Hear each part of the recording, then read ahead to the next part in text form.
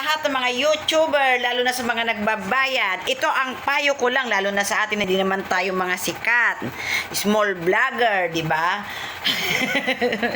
Wala kayong mapapala. Kaya wag na kayong magbayad-bayad dyan, pagpapakapuyat, lahat. Wala kayong mapapala. Kasi ako katulad sa akin, sa experience ko na siguro 3 years na.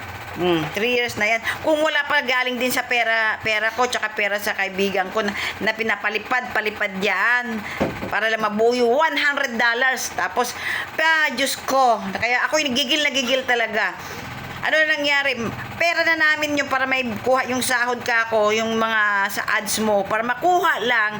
Sige, naglagay kami ng friend ko para maano ko lang yung $100. Alam nyo ba guys? Ay, naku, nakakagulat.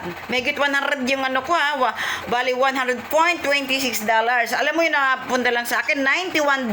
Kaya wag na kayo mag-aksaya pa, na magbayad-bayad pa, kung ano-ano, magpa-member. Wag na. Kasi lalo sa atin, hindi naman tayo sikat, di ba?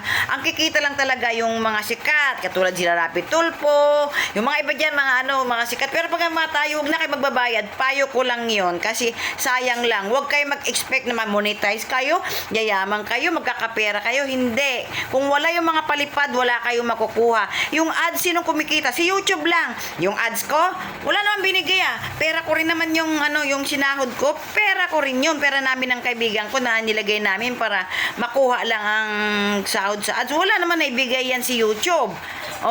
Nabawasan pa yung pera namin. Kaya wag na, payo ko lang yan. Sa experience ko, payo ko lang, wag na kayo magbabayad.